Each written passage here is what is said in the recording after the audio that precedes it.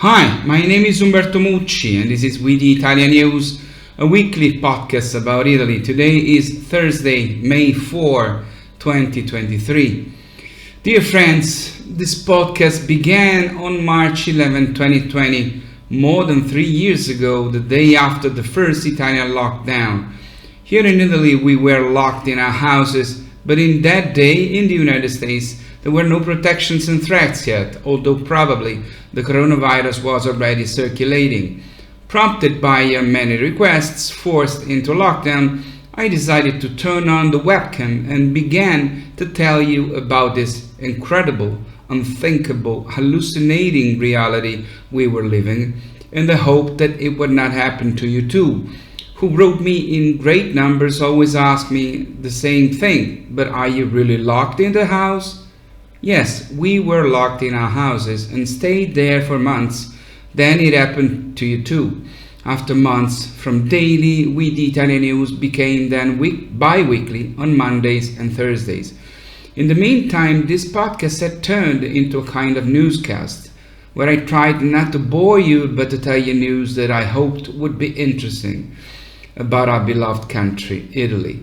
It's a huge job, believe me, a huge job that requires reading, selecting, rewriting, translating the news, then recording and editing the videos and audios, then uploading them to the 6 different online social platforms where they can be found, and then promoting them. It was beautiful when, for the first time, from the beginning, it was clear that it was possible for me not to put even one news item about COVID in my episode.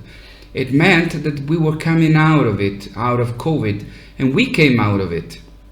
Although I think it'll take years to understand exactly, with some distance, what happened to us, what we went through, and how it changed us. The podcast then became weekly on Thursdays, every Thursday. After 4 seasons, after 356 videos, with a total of more than 500,000, 500,000 visualizations, and more than 250 audios, today it is time to stop. We the ItaliaNews was born without any preparation as a daily webcam story of a tragedy that was impossible to predict, and it has turned into a newscast. But to do it better, we are working to change together with a very good technology partner and come back in September with a better product, more appropriate to the format this project has turned into. We will keep you posted. Please stay tuned. We'll be back, better, stronger. We stop here then with one last piece of news, and as in the many episodes we have always tried to end with good news, not institutional but for sure emotional, so is this one. I will not talk about numbers now, or economy, nor culture or politics. I'll tell you something about sport, the sport we Italians love most, soccer, il calcio.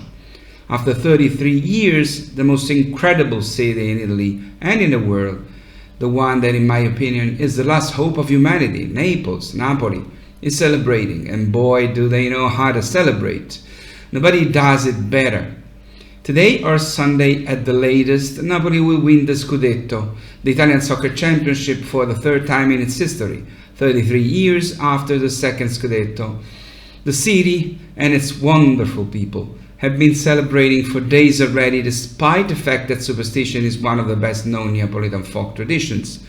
Because the team has done an extraordinary season and has a huge lead over all the other teams, which will only mathematically become Scudetto, tonight or Sunday at the latest. But it is a done deal.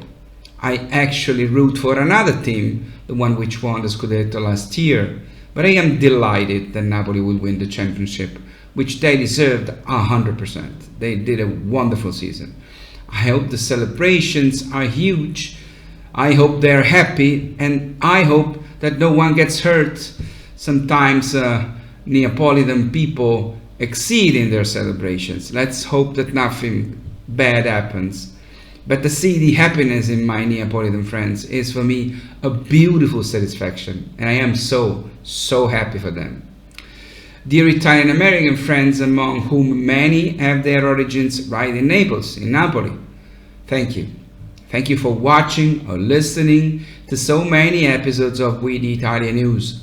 Thank you for your compliments, your messages, your comments, your requests. Thank you for your affection and your loyalty to me, to We the Italians, and to this podcast. If you are viewers and not just listeners, in these years you have seen my face grow older. Every month the calendar photo with my daughter changed behind me. You have seen me talk about good and bad things, always trying to be honest with you, not to bore you, and to tell you about Italy from a different point of view, always with so much love for this extraordinary, difficult, wonderful country. In September, we will be back with something better and bigger with another name. For now, for the last time, this was We the ItaliaNews. Stay safe. Take care. Ciao from Rome.